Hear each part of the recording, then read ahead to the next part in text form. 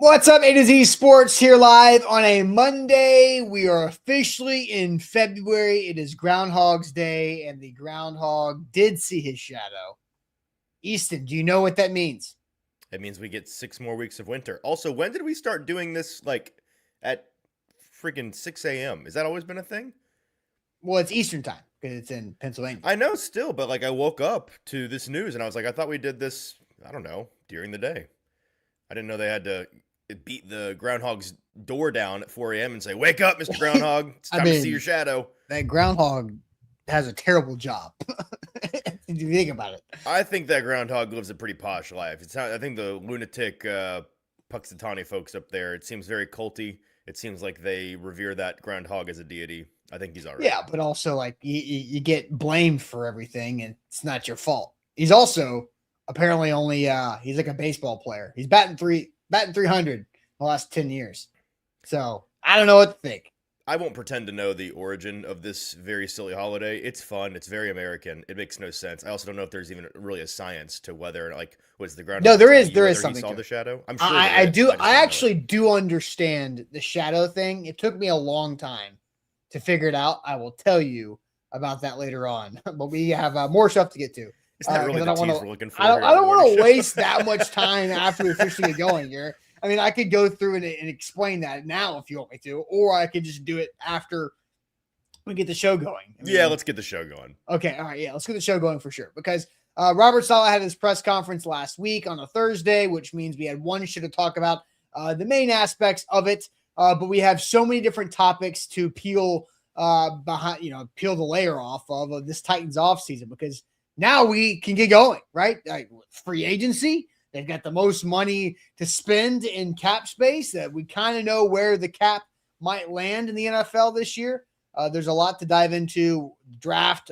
Easton, you spent the last week in Mobile, Alabama, or driving to or fro because of all the weather stuff. And you got your foundation laid for this draft class, at least for the Senior Bowl prospects. And we're just a few weeks away from the NFL Combine. It is Super Bowl week as well. And we all know free agency is where Super Bowl champions are built, not in the draft, right? And so we'll talk about the free agent Easter eggs that Robert Saleh may have dropped at his press conference on Thursday. We'll dive into what this means. Do we buy or sell? One of this big-time quotes that Saleh dropped about why he took the job. We'll go play some free agency matchmaking game maybe today, at least our first conversation about that.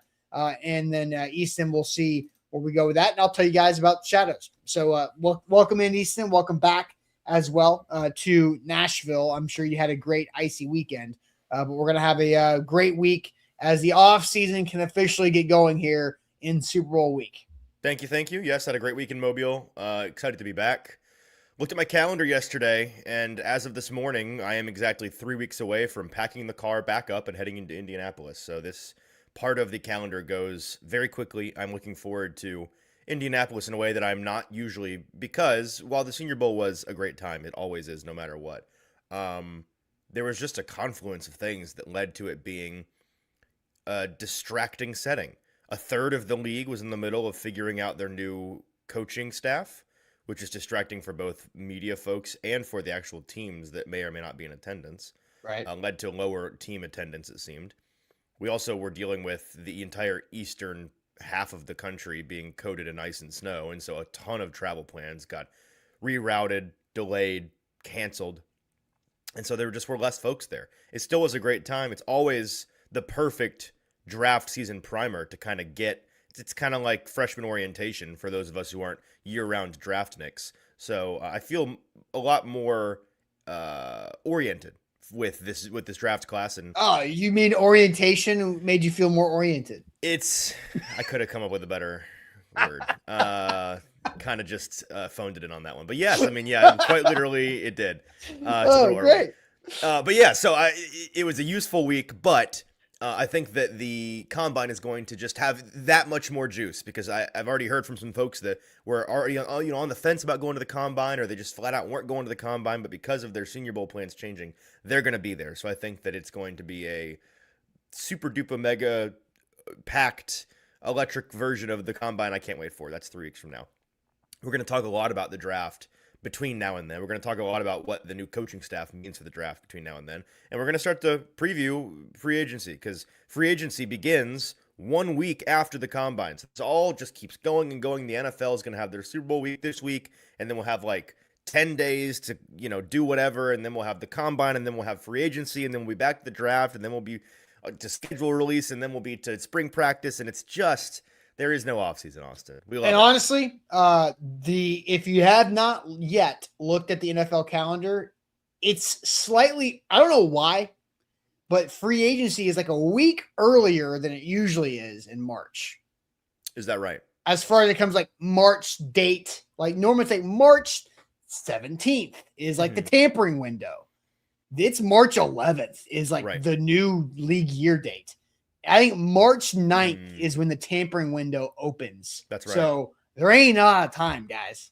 And the good thing is about February, it's short because February is a kind of a wasteland for sports after the Super Bowl before we dive into other things. But let's do it officially. Welcome to A to Z Sports here live on a Monday. I'm Austin Stanley. He is Easton Freeze, our Titans reporter for A to Z Sports.com. We are Nashville's on-demand sports network going live weekday mornings at 8 Central Time on Facebook, YouTube, and Twitch. Links to the show segment by segment on our Twitter X timeline. You can hit us up there at A to Z Sports. Also, TikTok, Instagram, Threads for more great Titans content. I just dropped the link to follow A to Z Sports on Google as a preferred source. So when you're looking for Titans free agency in your Google search bar, you can have A to Z Sports show up as a preferred source. Titans draft updates, Titans mock draft that Easton and Ryan and JT are going to be doing a lot over this next several months here.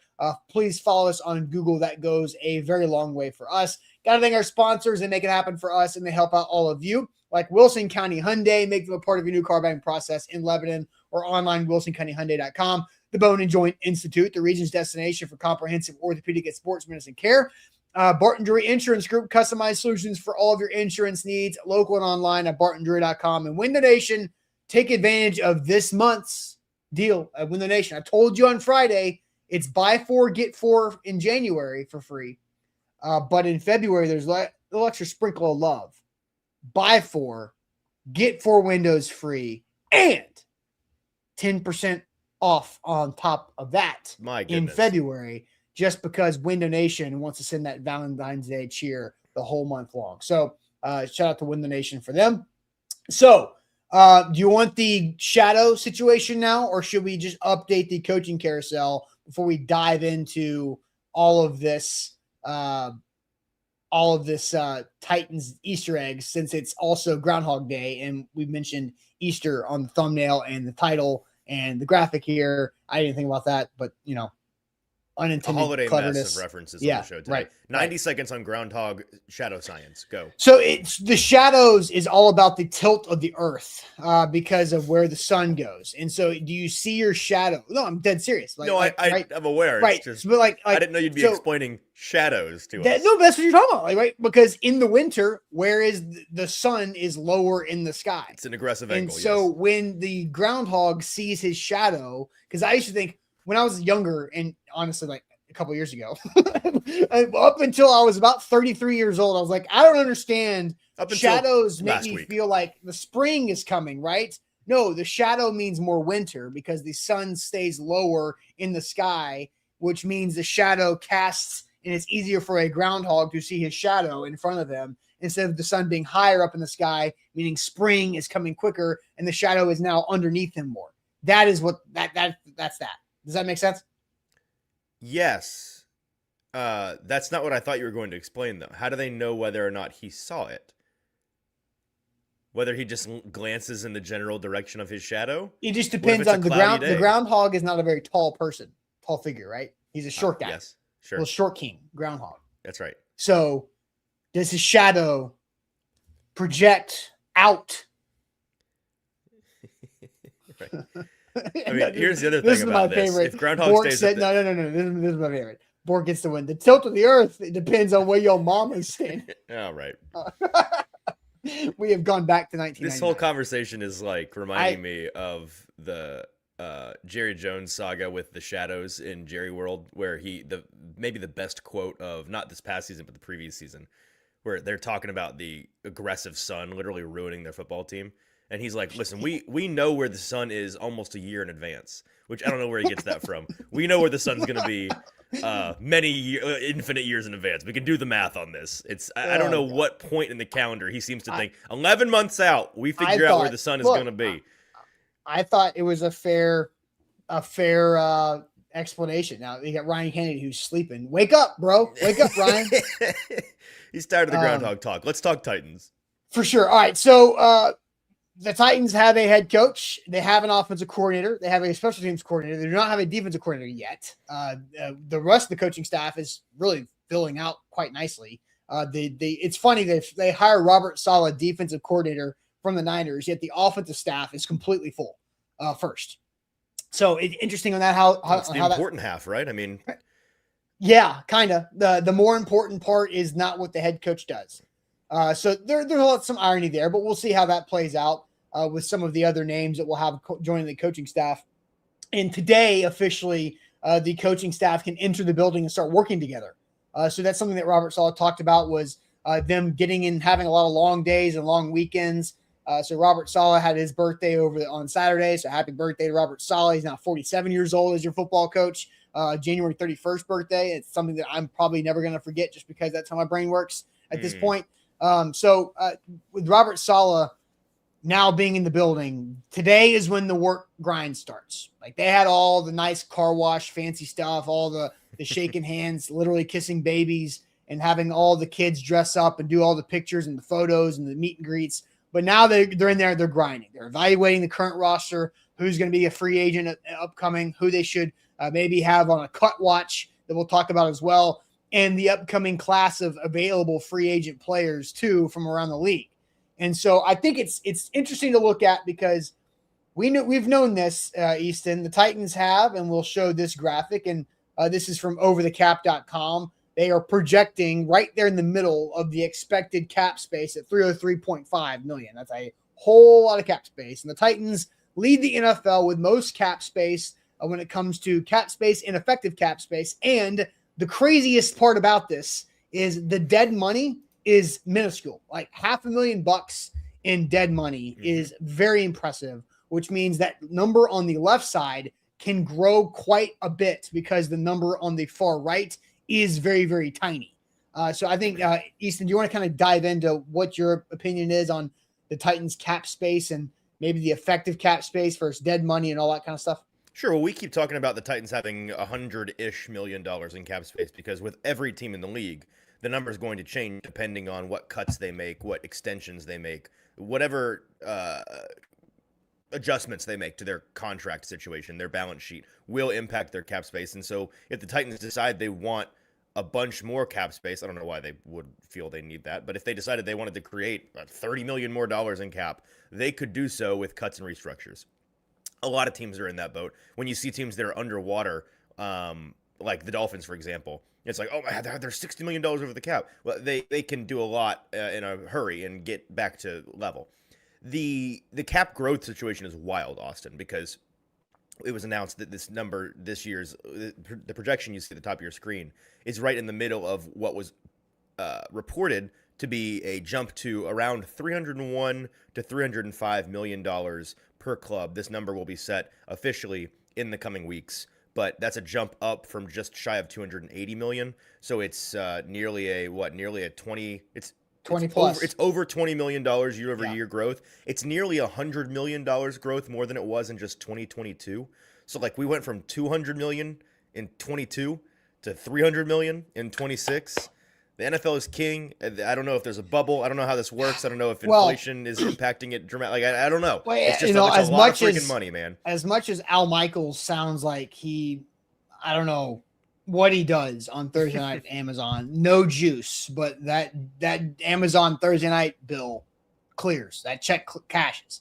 That's right. And so as why are games on Peacock? Why are games on Netflix? Because those streaming services are outbidding some of the networks for all of the TV/streaming revenue. And that's how all that works. Now, Joshua Skipworth says there's a bubble. I mean, yeah, but there's a bubble for everything. At some point it will pop. I don't know when that is because Shout out The Big Short. There's a bubble. I don't know when the streaming service bubble is going to pop. I don't think we're close to it. No. I mean, I'm. If you ask, this could be a whole hour show. If you ask us to sit down and try to like predict how the NFL starts to decline for the first time literally in our lifetimes, I don't know how, because they're in some ways they have tried, right? Like COVID tried to get the NFL to be way less of a quality entertainment product. We Nope. didn't fill the stadium. I mean, we had games with empty stadiums. We were pumping in crowd noise. We did. There was an entire like saga of politics and racial relations taking over a big chunk of NFL discussions, and you had droves of people claiming that they were like, "I'm turning this off," and they didn't turn it off. And so now you've got like we're just trending towards 24 of the games a year, very high profile games, being on services that you have to pay additionally for, like 7 different places. And you still are getting like crappy Netflix Christmas Day games, and then 2 days later they're like, "Hey, a Christmas Day game set the new record for blah blah blah blah blah." So I just don't know how you kill it. I'm not sure.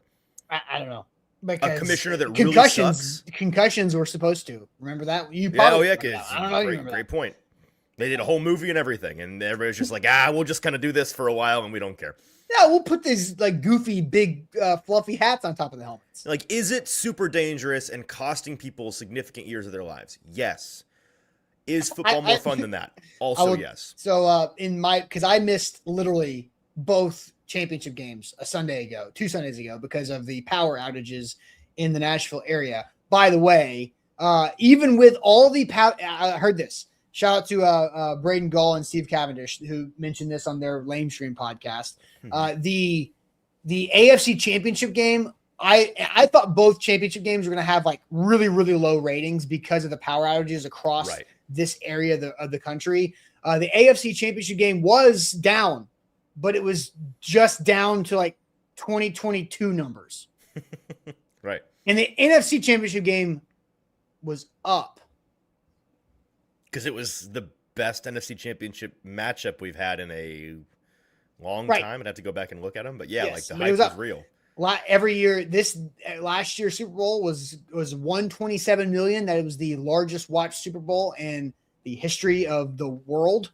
And this year is just going to be bigger because they've got now streaming numbers are going to be included in that.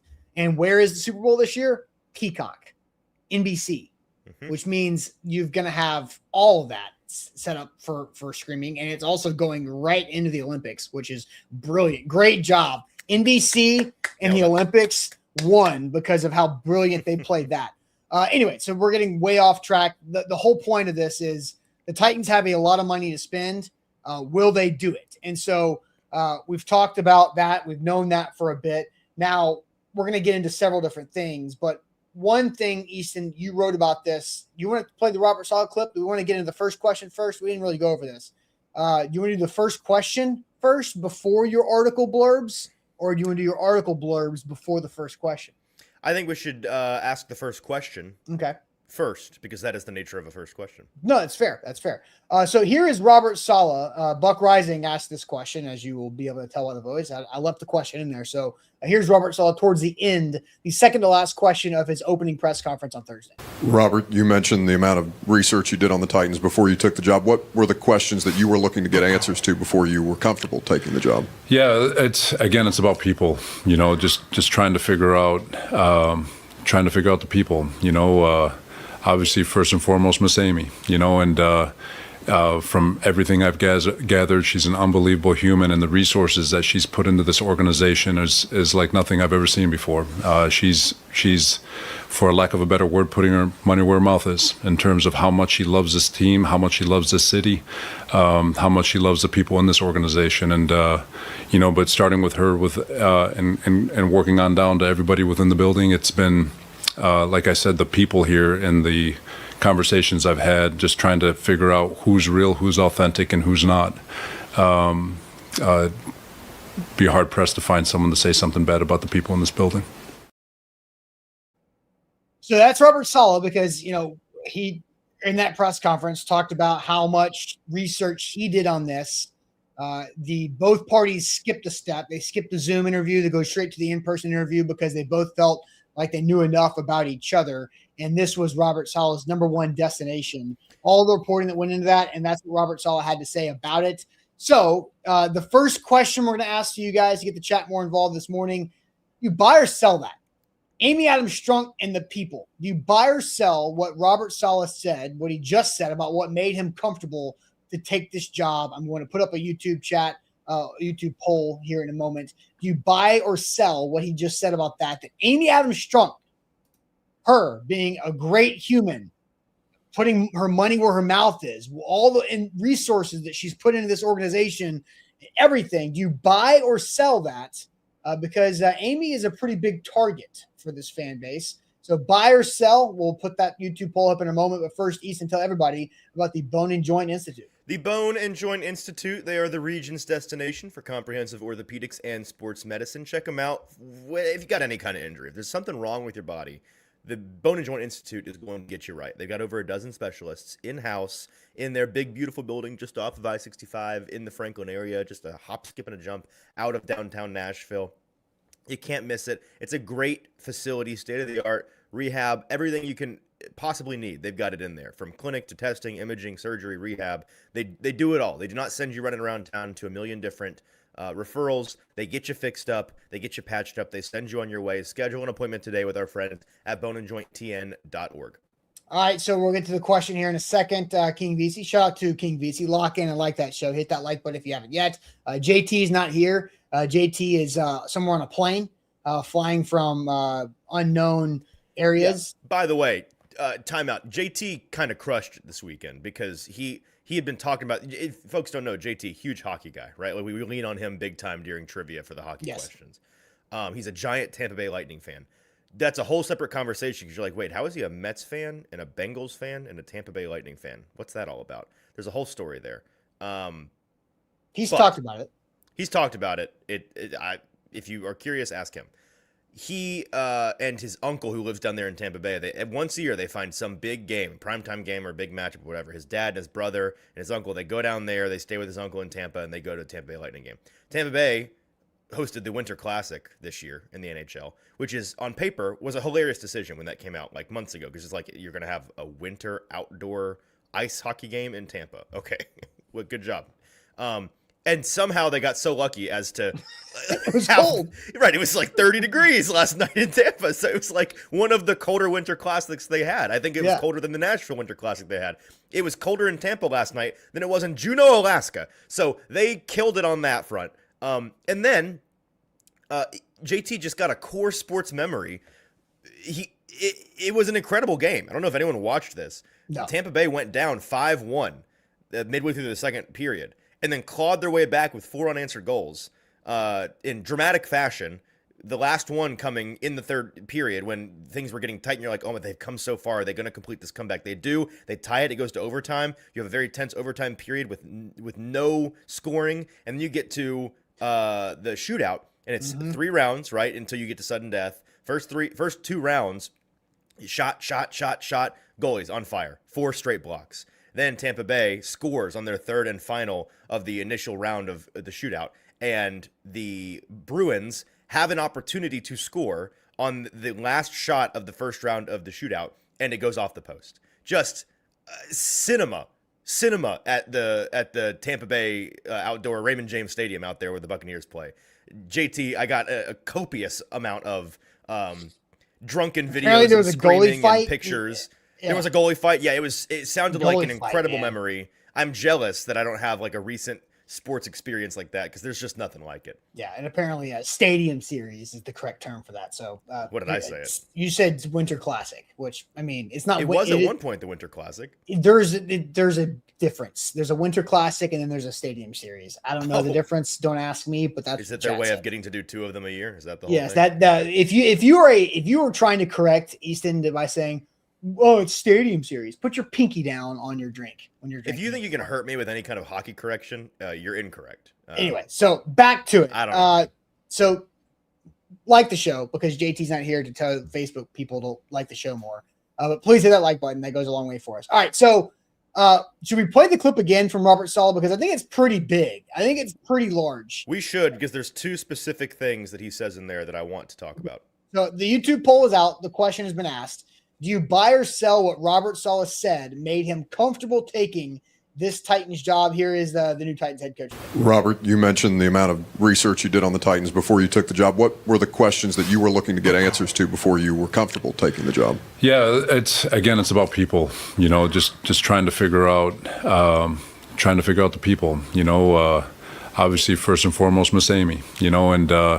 From everything I've gathered, she's an unbelievable human, and the resources that she's put into this organization is like nothing I've ever seen before.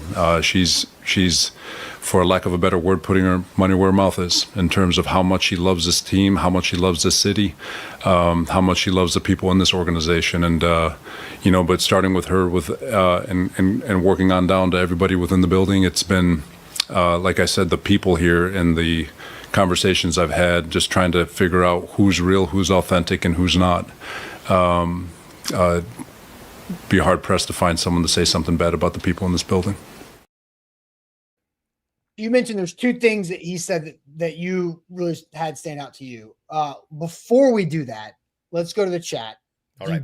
Buy or sell the reasons that why Robert Saleh said he was comfortable taking this Titans job and wanted this Titans job. The people in the building, starting with owner Amy Adams Strunk, her willingness to spend, to invest resources into the team, the facilities, the people, the players, the everything, the new stadium, all of this stuff, and what she cares about the city as a fan, all those things, puts her money where her mouth is, he said, without having a better way to say it. So buy or sell, what are you seeing from the chat? Eric says, take all of my money. I'm buying it. A Z Lobster says he's not. He's selling. Mike is buying. She's backing it up. Buy from Mac. Sell says, hello, ladies, in a bad pun. Buy from JC. Buy from Jacob Westerman. They're not bad people. They just make bad decisions. Right-handed says, sell. What do you expect him to say? Fair enough. Just smash. If she brought out the back, what do you here, to I'll the buy. to the He believes to it. To the what do you expect him to say crowd? He said a lot there, right?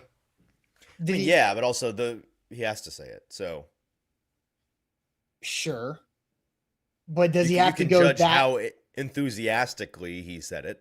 Yeah, but he went at the end pretty, of the day, the message he's sending there is one that he has to send when he's asked that question. Sure, yes, but he went pretty aggressive with it. Sure, I agree, and we'll talk about the aggressiveness here in a moment. Bias says, Tall Texan, you have no reason to not take him at his word yet. Fair enough. Don't assume someone's a liar until they prove to you that they lie about things. Bustin' Diamond, I'm sure a nice big check from Amy to Saleh makes him buy it more. Sure. I mean, that part literally is probably a part of what he's talking about there, where he comes in and says, hey, here's how much I need for me, but more importantly, here's how much I need for my staff. If we're going to get the staff in here that I want, that you all need, here's what we need. And we saw how publicly that was a pretty big part of the John Harbaugh situation. Yep. That's a thing that goes into every head coaching negotiation to different degrees, depending on how much juice you have as a head coach candidate. But I'm sure that was a big part of this. Partially. Borgonzi, yes. Amy Brinker and the rest, he calls BS. I'm assuming that's on the whole good person thing. Brad says buy for half off. Well, it's not available. It's not on sale right now. So you either pay retail or you get out of here, Brad. Vol says sell. He took probably the only offer he was going to get. I don't agree with that, but he was literally going to go wrong, to Arizona the next day. The flight was booked for him to go to Arizona from Nashville. Sure. And the Cardinals just happened to hire Mike LaFleur yesterday too. So a week later. Right. Yeah. Or 2 weeks later. Goodness. No. Wait, yeah. 2 weeks. It's been a while, huh? Mm-hmm. Buy that they are good people. I buy it because all of the top coaching candidates were willing to come here. The media was the one coming down hard on Amy Adams Strunk. The truth on that front is really in the middle somewhere. The job was not nearly as undesirable as a lot of folks in media made it out to be. It also was not nearly as desirable as a lot of Titans fans were hoping it might be. People in the league, and Austin, I know you've spoken to some folks, I've spoken to some folks, the perception in the league from the people that actually matter on this was that the job was attractive if you really emphasized certain elements of the job, and really unattractive if your focus was on other elements of the job. Yeah. Right. So Yeah. it was kind of a Rorschach test of a job. It depended on what you were really looking for as a head coach. It was not universally attractive by any means. And there were some head coaches that were like, yeah, I'm good on all that. But Robert Saleh, in terms of buying it, I do buy that this is, I mean, again, based on the things that you and I spent literally months hearing whispers about behind the scenes, I do buy that the whole, this was his number one choice. This is something that he's been researching since October. That's, I believe, a fact. I don't think there's anything. You were on that very early, if not before anybody else, to be honest. Right. So here's the two things that he said that I find interesting, and we've kind of touched on both. In terms of buying and selling, I believe Robert when he says that Amy is putting her money where her mouth is, because Amy, for all of the slings and arrows that she takes, she's not cheap. And I don't know where this actually I think know where this reputation comes from, because a lot of folks like to lump into their hatred for Amy as like, well, and she also is like one of the cheaper owners in the league. Not true. Her father had a reputation for being cheap for a while. Oh, this comment by people aren't old enough to remember cheap ass Bud Adams coming from Big Rich. That was a reputation that was earned. She has not earned that reputation. In fact, we're going to talk in a minute about how not too long ago she was writing all kinds of blank checks for this team to go on a spending spree in free agency, and we saw how that turned out. And there's maybe a cautionary tale there. So she's not cheap. And I believe him when he says that she has made very clear her commitment to find, like, what kind of commitment can an owner make to a GM and a coach? By far, the most important thing is how much cash are you going to give us to spend? Mm-hmm. So that's when I hear Amy Adams Strunk has made a commitment to us in this rebuild, I see dollar signs. The second thing that he said that I don't believe him on, but I understand fully why he says it, is the whole, you'd be hard pressed to find anyone who says a bad thing about the people in this organization. I know that he knows that's not true, because I know it's not true. It's actually not that hard to find people that would have bad things to say about some of the people in this organization. Mike Borgonzi, you are hard pressed to find folks to say bad things about him. Cam Ward, you are hard pressed to find guys that say bad things about him. There certainly are people in this organization who have strong reputations, and that's led by Mike and Cam right now. Mm-hmm. Chad, mixed reviews. I've made it clear how I feel about Chad. I think that he gets a lot of undue hate, a lot.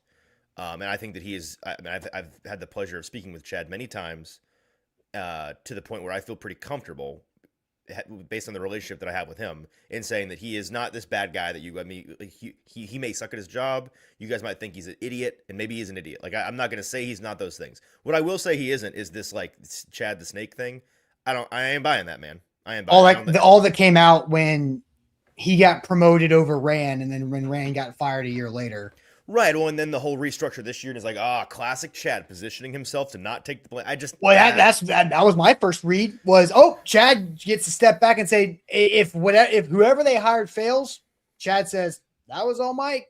Man, and I get it. Like, in the NFL, that is a fair assumption to make in general, because that is the way that this business, like, it works this way for a lot of folks. And maybe I'm naive. I don't know.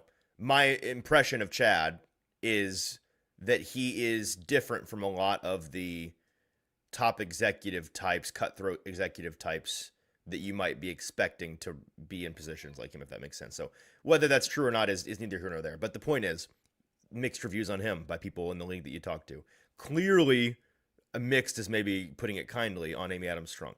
So I think when he talks about the people, it's about the people. I fell in love with the people here. There are people to fall in love with, but I think that is driven by the GM and the quarterback, which are the most important things, at least on the surface. Of course, being in the good graces of Amy is whether decides whether or not you keep your job. But those are the guys that you're going to be immediately working with on a daily basis. And so being all in on those people, I think, is the biggest key. And I think it's true that Robert Saleh is not only fond of Mike Borgonzi, but I get the impression that they are really on the same page. Mm-hmm. Yeah. Corey comes in. Unjust hate on Chad.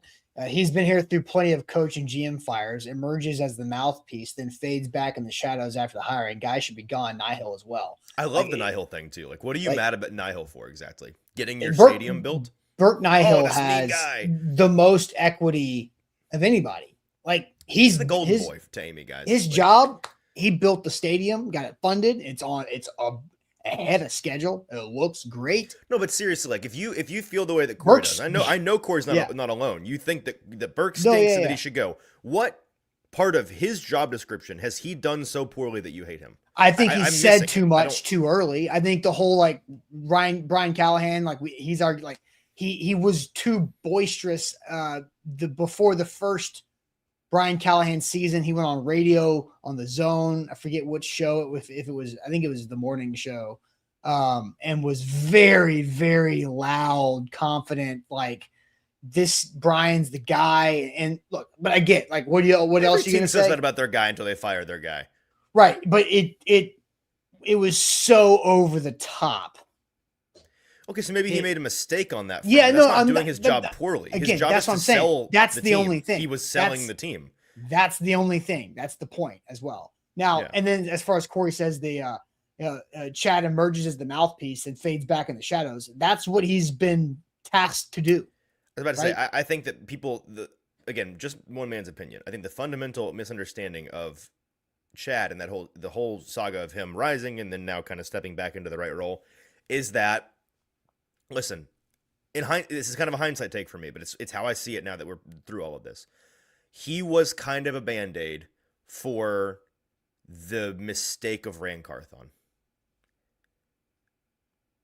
I think that I think that he was kind of the adult in the room in ways that Ran was not. Again, not that Ran's some immature child or anything, but in ways that Ran was not qualified to be. I don't think that Amy and Titans leadership saw that coming when they brought Ran in. Again, reminder, Ran hired Chad on as an assistant GM to like run analytics in the health department and do nerd stuff. Like that's what Chad signed up to do. Because they needed that. Yeah. They're so behind. Now, Rob says, so the guy came on a radio show and overly supported his new coach that he should be fired for that. Austin, come on. I did not say that. This is the point I did not say that at all. I said the biggest misstep that Burke Nihil has is being way too loud, big, overconfident about the coach on radio.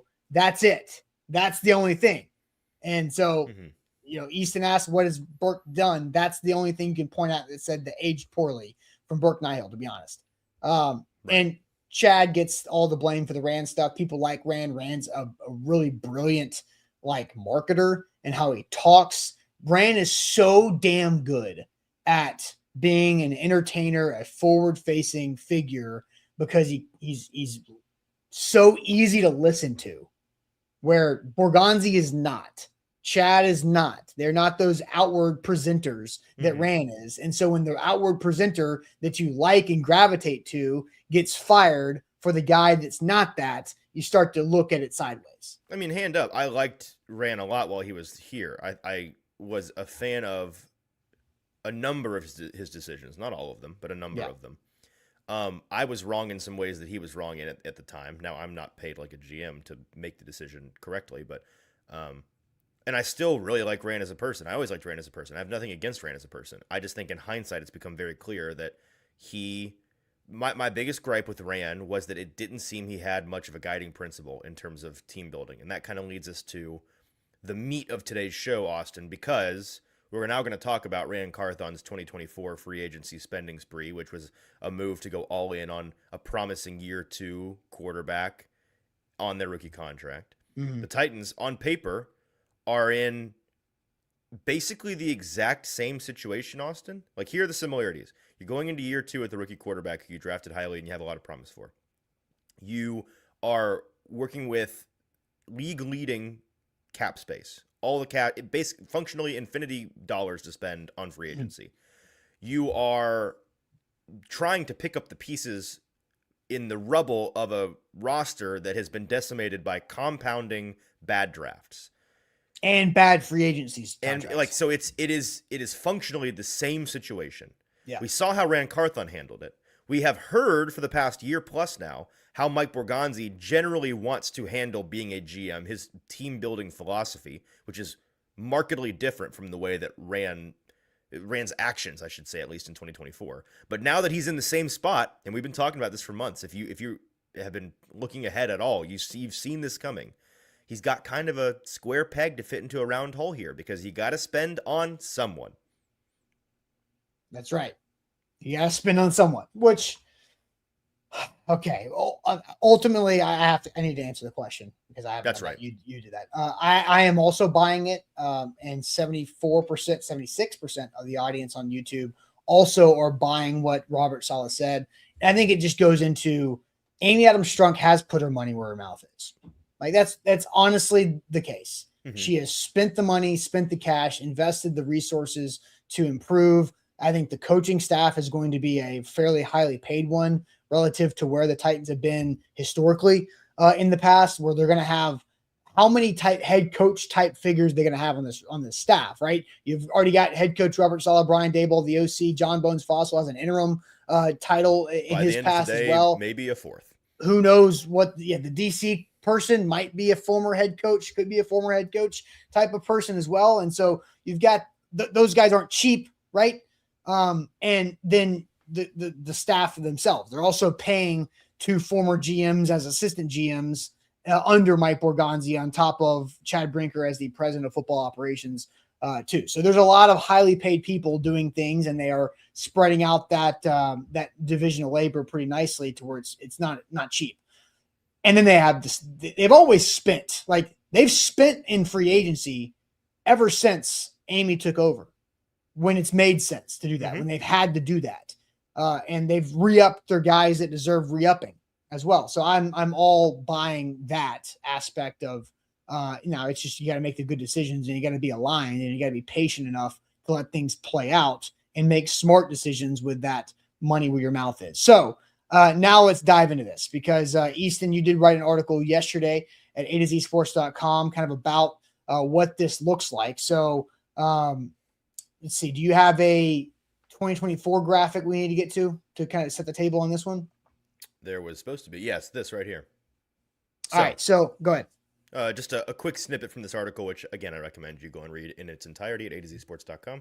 I wrote, Carthon's 2 biggest splashes in 2024 were at premium positions. Tennessee came somewhat out of nowhere to win the bidding war for wide receiver Calvin Ridley, and they traded a 3rd-round pick to the Chiefs, a deal negotiated by then Chiefs executive Mike Borgonzi, for the rights to sign cornerback L'Jarius Sneed to a monster new deal. Those 2 contracts had a sticker price of nearly $170 million combined. The rest is history, as Sneed's injury-riddled tenure is coming to a brutal end, and Ridley's future is up in the air after 2 downright disappointing seasons. The 2026 Titans' most glaring needs are at 3 premium positions: edge, cornerback, and wide receiver. It will be tempting to try to throw giant chunks of money at these problems, but I have heard both Borgonzi and Brinker say more than once, directly to my face, that we all know how, quote-unquote, winning free agency with giant spending sprees very rarely works. It's bad process. Correct.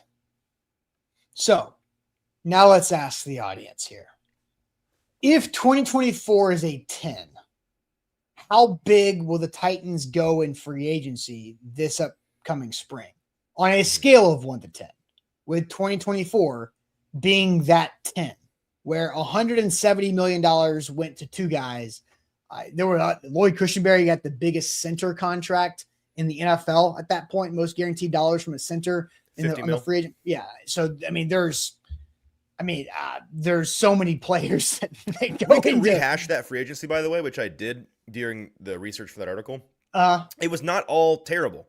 In fact, the non-premium positions that he spent on were, I think, wise investments. I'll let you recap the premium ones that were the problem, and there's the issue. Yeah, I'll let you go over some of those other ones as well. So we've got the answers rolling in. If 2024 was a 10 on a scale of 1 to 10, how big will the Titans go in free agency this year? Reminder, they do have the most cap space, north of $100 million of cap space to go, with money that they could grow that just by, this is without cutting L'Jarius Sneed too. So that's still on the cap space books for that. So On a scale of 1 to 10, with 2024 being a 10, how big will the Titans go overall with this free agency class? But first, I'm going to tell you guys about Barton Drury Insurance Group, customized solutions for all of your insurance needs. You go to bartondrury.com. That is their website. They've got you covered. I know a lot of people right now in the mid-state area dealing with things like, man, am I going to have to send that to my home insurance? Am I going to have to, this tree fell down onto insert blank here of your house. Am I going to have to file that to the insurance company? Well, Barton Drury can help you out, answer those questions. If you have your home insurance policy with them, it's a great opportunity to do that. Maybe you have your car insurance where something fell on your car or something messed up with the ice. They're great resources for anybody in the Middle Tennessee area to use to help yourself out. A to Z Sports uses Barton Drury Insurance in 2 different ways. Our workers' comp policy, it's very important for our employees across the country, and also our employee health coverage benefits for health, dental, and vision. They do phenomenal work with that. They're great communicators as well. They'll jump on a phone call, a Zoom, trade emails. I'm sure they'll give you a text, their phone to text if you want to, and if you need that, because they go the extra mile for their clients. We are one of them in multiple ways, so you can trust them online, bartondrury.com. All right, Austin. So sorry, I got totally sidetracked. Do we want to go through the list of free agents of 2024 or do we not? You can do that if you want to, because we did label that a 10. On a scale of 1 to 10, how big will the Titans go in free agency with the most cap space, and 2024 being a 10 where they led the entire league in spending? If we're going to talk about that as a frame of reference, let's make sure we are all on the same page about what exactly they did. Because we mentioned Ridley, and technically Snead was not a free agent move, right? It was a trade, but you then signed him to a big contract. So in terms of spending, it's obviously the same deal. Yeah. Those are the 2 biggest ticket items. Here's some other things they did. Tony Pollard, 3-year, $24 million deal. Running back, obviously not a premium position. Smart deal. Well spent money, if you ask me. 2,000-yard seasons in tough spots. No question about that. Lloyd Cushenberry, center, not really a premium position. We kind of need. I think we need 3 tiers of positions. Like, I hate that it's all lumped into premium and non-premium because like center is a more important position than running back is. To be 100% honest with you, like there are levels to this. Yeah. So center is an important position, but not a premium one for like long-term investment conversations. Yes. So Lloyd Cushenberry, 4-year, $50 million deal, $26 million guaranteed at signing. That is a decision that we can argue whether it was worth it or not. I think that he's going to stick around. I think that they're going to lean into the continuity and also the element of, hey, reminder, last year he was coming off of a torn Achilles. Mm-hmm. And with these guys, the year after is almost always like, oh, there he is. There's that guy that we knew. So he's under contract. He's a year after candidate. The continuity element of this, especially with the offensive line, is one that I think we all overlook sometimes. Like, the plug and play ability of an offensive line is just not the same as receiver or cornerback, where you can just get a new body in there. It really matters that these guys know how to work with the guy to their left and their right. And when it's the center, the quarterback, that's a pretty big deal too. So I think Cushenberry, by the way, has currently the 5th highest cap hit on the team, behind Snead, Jeffrey Simmons, Dan Moore, and Calvin Ridley. Right. So let's talk about the process of it, right? 4-year, $50 million deal for a center in free agency. Non-premium position. We can argue about how the first 2 years have gone. It certainly has not been some home run out of the park swing. But I think from a process standpoint, this is a wise decision to make.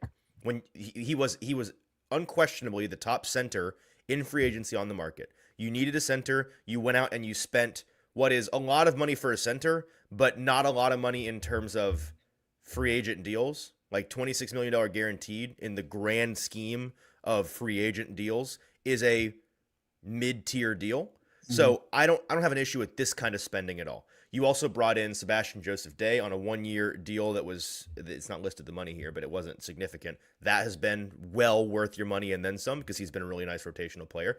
NWI you brought back for 1 year on practically no money, and that was he scored 9 touchdowns. Mason Rudolph, you're always going to spend money on a backup quarterback. There's not an issue there in terms of spending. Nick Folk, you brought in. Kenneth Murray was one of the other bigger dollar signs. 2-year contract, $18 million. Obviously a flaming disaster of a decision. But you need linebacker bodies, and that's the kind of thing that I think free agency is designed for you to set the floor at that kind of position.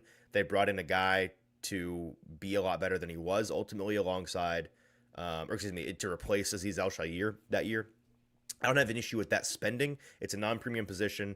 It's kind of a drop in the bucket when you look at $100 million. It was questionable going to that guy.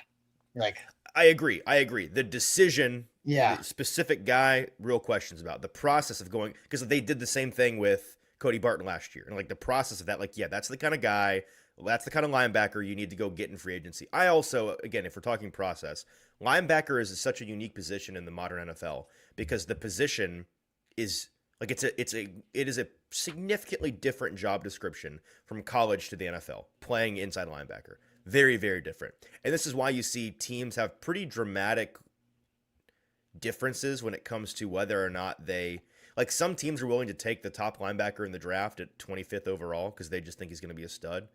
And some teams are like, I'm not touching a linebacker until he has been in the NFL for 3 years, and I'll go sign him. I'll overspend on him because there's we talk about like the learning curve for tackles, the learning curve for tight ends.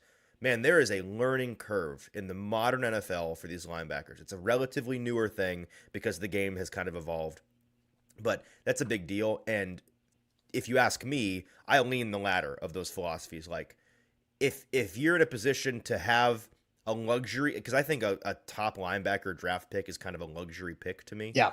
If you're in that position and you believe in the undeniable athleticism of a guy, like Carson Schlesinger was a guy last year for the Browns who obviously had a fantastic year, and he was somebody who athletically, I get it. Do I agree with, I think he was picked in the 40s or something. Do I think it love was that like 33. pick? Okay, so yeah, early second round. Do I love that pick? No.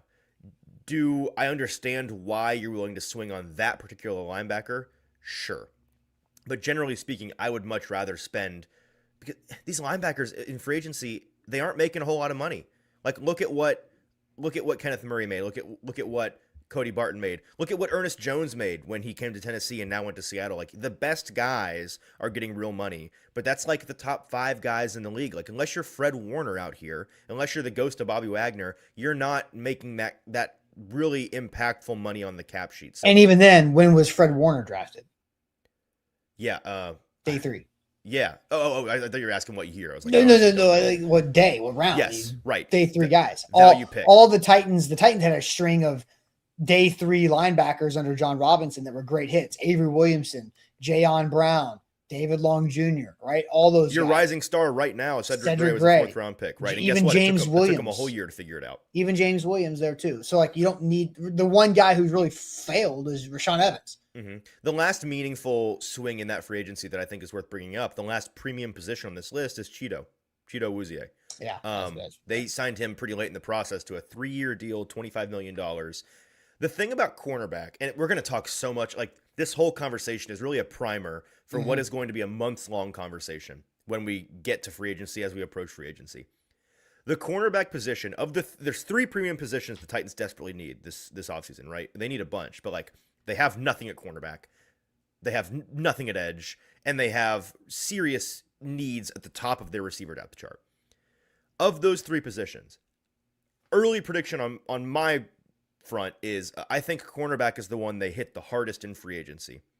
But philosophically, I'm curious how they approach it, because to me, the way they did it in 2024, which was spend for what Cheeto was at that point, a pretty significant, $25 million on a guy that you were hoping is going to be like a veteran rotational guy was not insignificant. And then, of course, the Snead money was very significant. Well, and the difference, like Cheeto at the time, reversing back to that free agency month, I said I like the idea of Cheeto because it's the guy that Brian Callahan knows on the defensive side of the ball that can help create some type of culture. Now, it didn't work out because the guy hurt his calf super early and then was not available. But off the field, like Cheeto, I wish, man, we got robbed as a media group and as you guys as fans of listening to Cheeto talk. Agreed.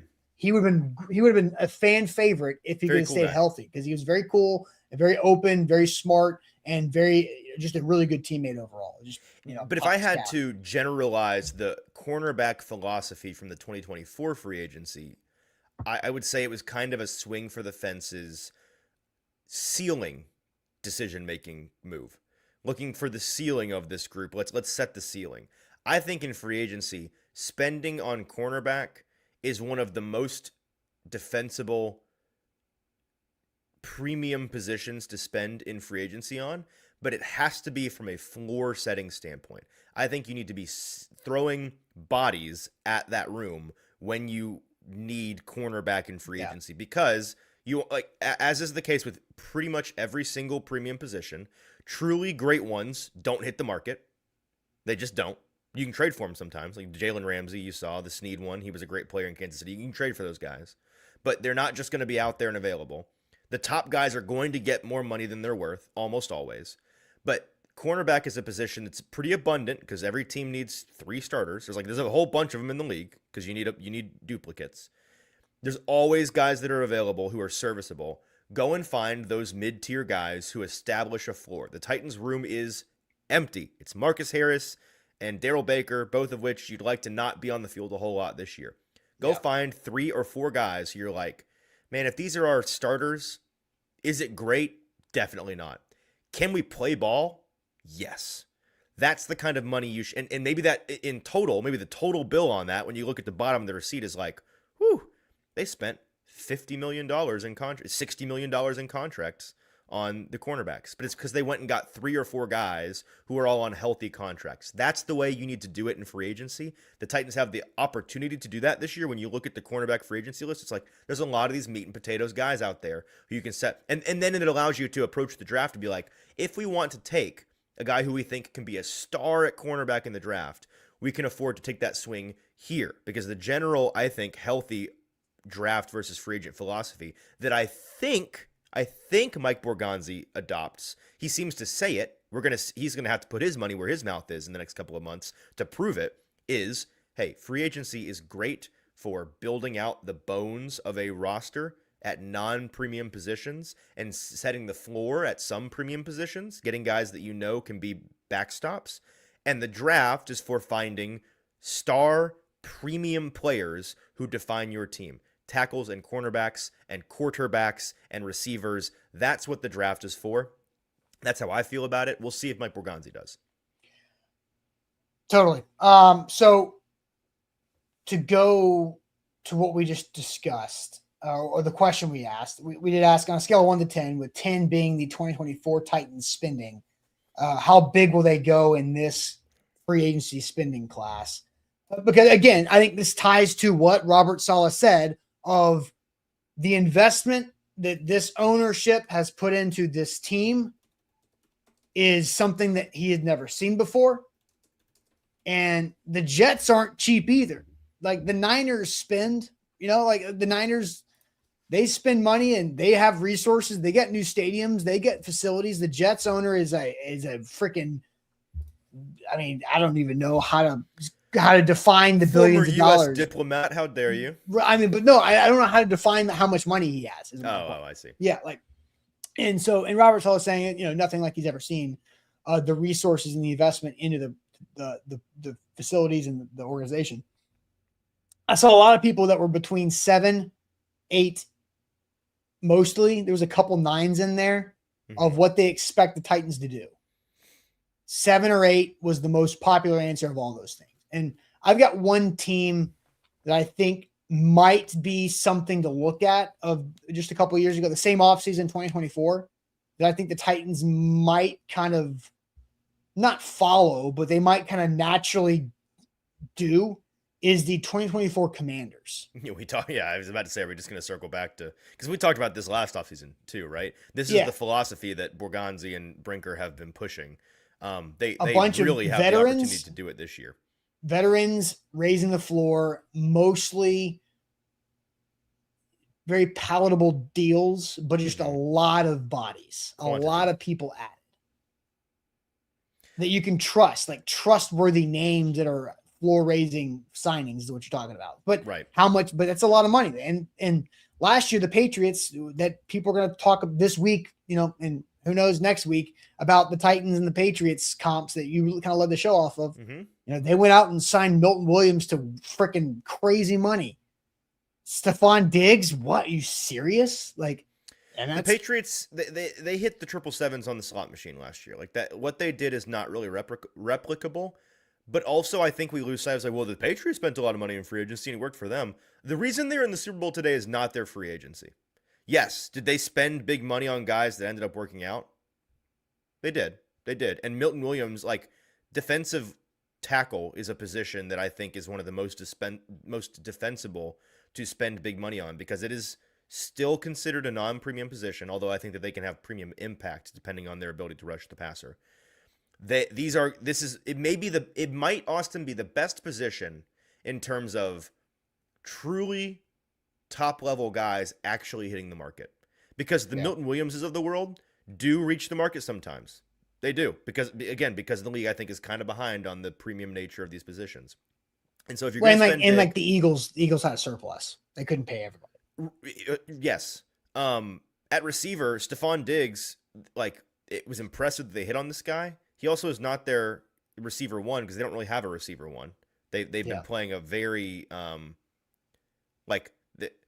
the fact that I mentioned last week was that JSN, the Patriots opponent in the Super Bowl, has more receiving yards this year than the top 2 Patriots receivers combined. Meanwhile, the Patriots have 10 different players with at least 200 receiving yards. So they've been playing like a real hot potato game of like, let's get the ball to everybody and not focus on any one guy as being the premium guy. But that brings me to my last point, is that the reason they're in the Super Bowl is because Drake May was an MVP caliber player. He did a lot of carrying of that team. Mike Vrabel set the floor of that team because he's a truly elite coach, in my opinion.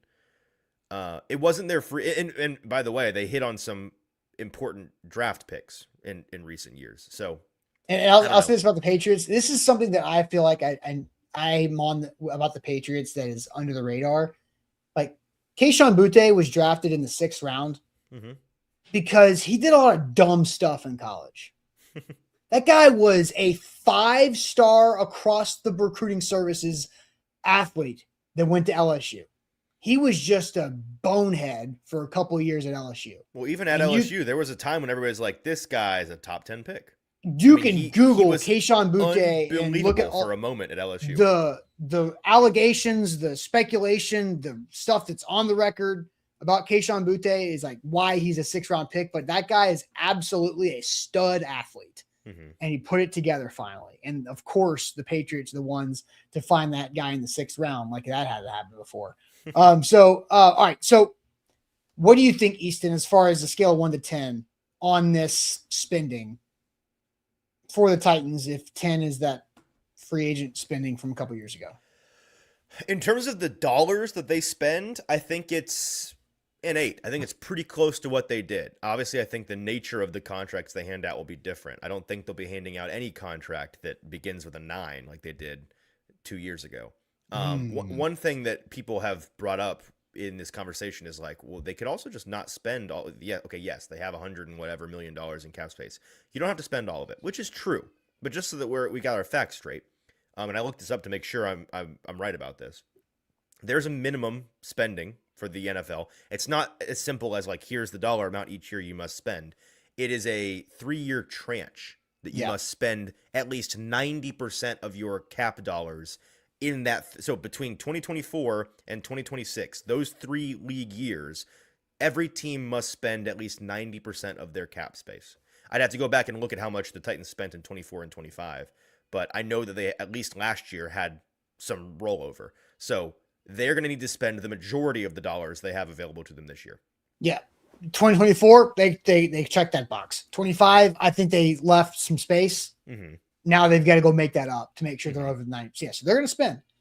Because they have to. Yeah. So you said you don't think they're going to have a contract that starts with a 9.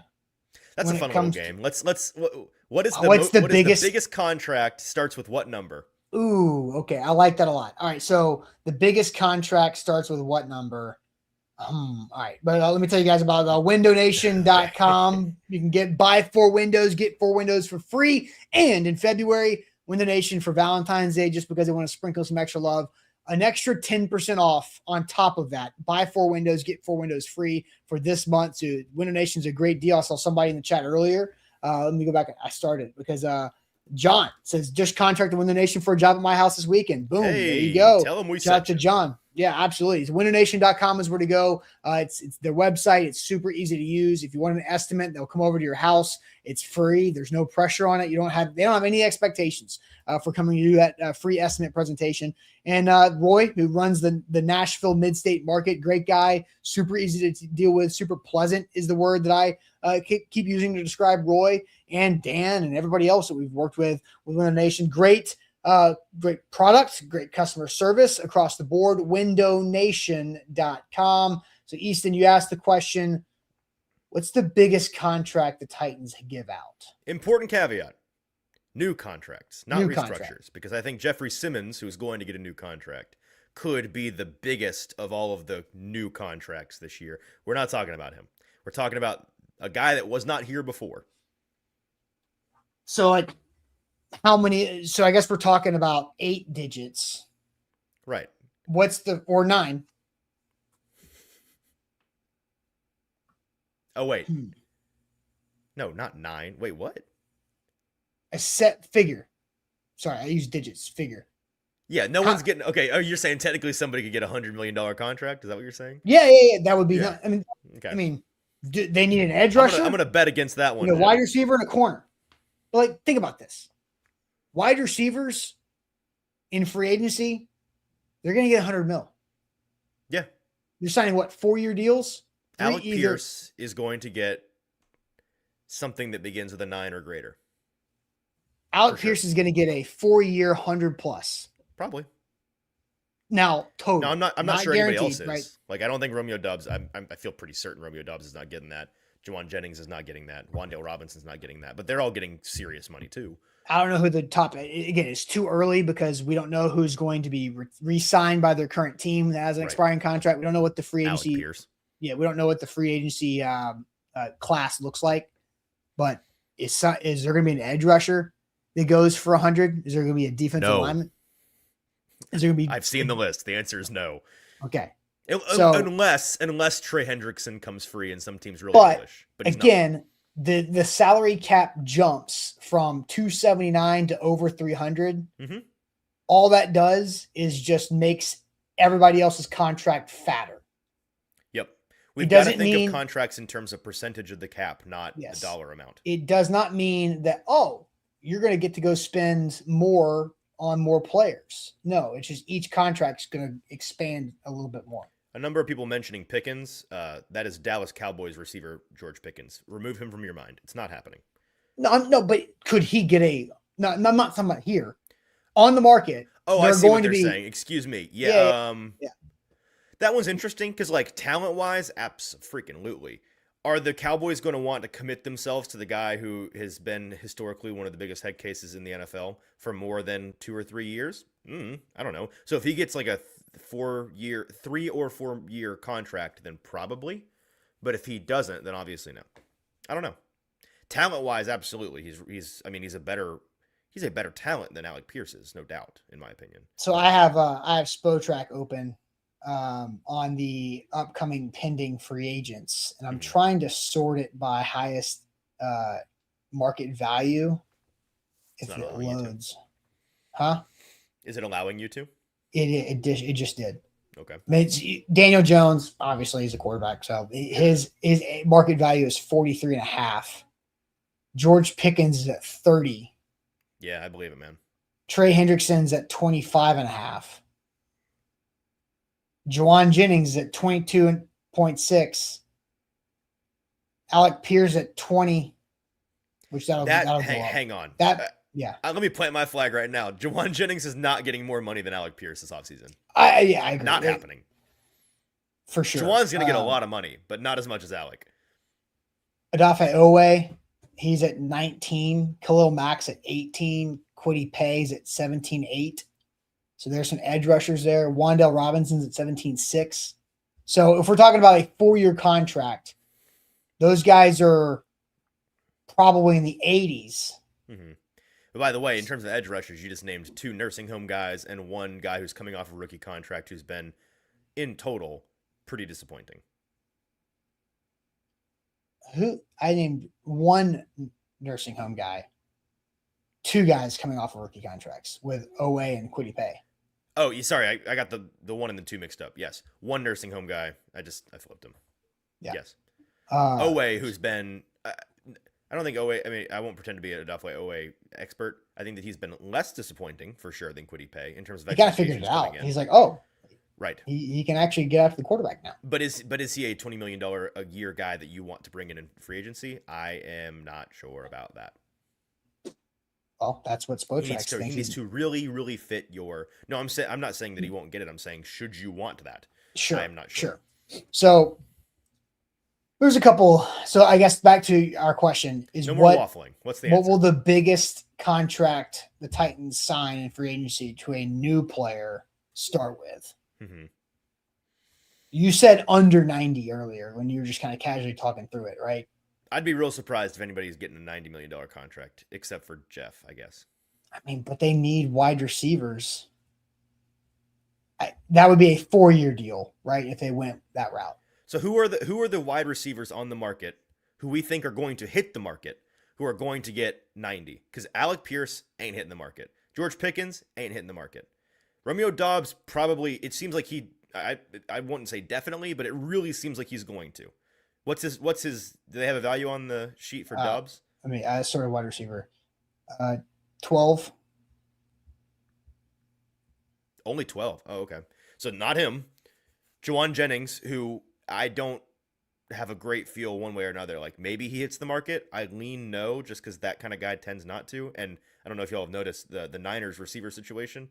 Brandon Ayuk has been not a Niner anymore for months now.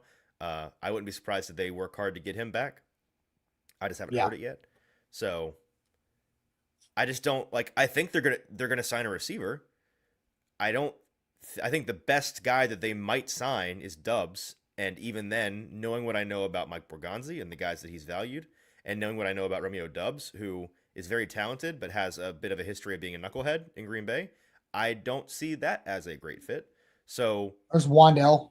I know Wandale's the guy that I keep coming back to because of Dable. Yeah. So there's the receiver names: George Pickens, Juwan Jennings, Alec Pierce, Wandale Robinson, Rashid Shaheed. Sorry, what's Wandale's number on there? 17.6. So if they gave Wandale even if they gave him a 4-year contract, he's coming in at it's the Calvin Ridley 70s. Deal. It's probably the Calvin Ridley deal. The Spotrac evaluations are always low. He's getting more than that. Oh, I see what you're saying. Oh, I don't, because what did Calvin end up APY? 20? Just 20? 4 years for 92. 20. Oh, okay. Hang on. So 22, 23. 23-ish, 22 and a quarter, 22 and a half. So math. I'm not sure he's getting quite that, but I think he's probably getting more than the whatever you said, 18. Yeah. But if he's the best receiver we think they could theoretically sign, or he's the most expensive receiver they could theoretically sign, even if it's a 4-year deal, that's still a price tag that begins with an 8, not a 9. We feel. I think it's a 9. I think it starts with an. I think Wandale in a 4-year. So is your answer 9 to the question?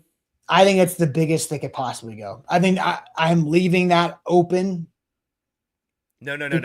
I need a prediction. I need a firm answer. I didn't think it was a prediction show. We're playing a game here. We're playing a game. What is the number the biggest contract will start with? 6, 7, 8, 9. Okay. What is the number? All right. If I'm going to predict, I'm going to say it's going to be 8. My gut says 7, so I'll take the under. You'll take the over. All right. I like that. Yeah. We will see. We will see.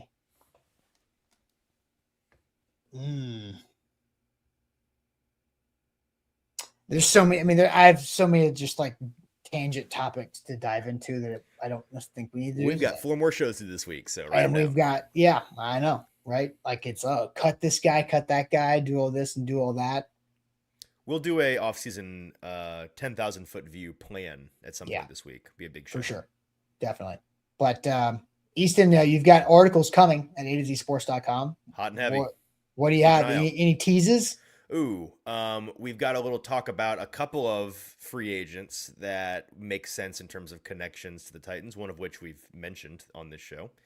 We've got a little talk about a Titans player who's been talked about a lot since Robert Saleh was brought on, and that is T'Vondre Sweat. The whole fit situation there, a lot of people have pretty strong opinions on that. I'm going to throw my 2 cents on what exactly the truth is there. And then a couple other things that I'll keep to myself. Okay.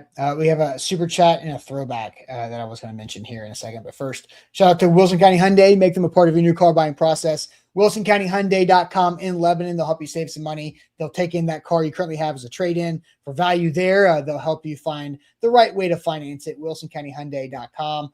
So super chat, 2K Hub says, if you're going 3 corners, get 2 solid ones and take a boom or bust swing on Trayvon Diggs. Have the money and take a 1 to 2 year boom or bust deal on him. I mean, I don't know if I'd have to refresh my memory on what exactly we think he's going to get, but I have no idea because his situation is weird because of the injuries. He's been like cut and signed and waived and cut. He lasted like 6 days with the Packers or something like that. I'm not going to condone any serious amount of money spent on Trayvon Diggs, and I don't think that Mike Borgonzi would do that, but I don't think any team. I don't hate the general idea of taking a swing on a guy that might have real upside. I'm just not sure Diggs is that guy for this team. Yeah, but I do agree that the boom or bust swing has to be the third body that you sign at that position. I think it needs to be the fourth. I think you need to sign 3 meat and potatoes cornerbacks who you are sure can at minimum be like your first guy coming off the bench, and you're still okay with it. Yeah, I mean, the corner room just needs so much reworked. Yep. Joshua asked this question earlier. Did y'all ever spend the jackpot bucks on Pizza Party? So this is before Easton. I was about to say this. Back in the day, when we would get super chats, the bit that Zach and I had was that it was Sam's lunch money and Jack Gentry's jackpot dollars. Okay. And so, true story, we were going to lunch. Me, Sam, Jack, and our social manager, Jake Evans. Man, y'all used to do lunches? I never been to a lunch. We were literally driving to lunch. The lunch never happened.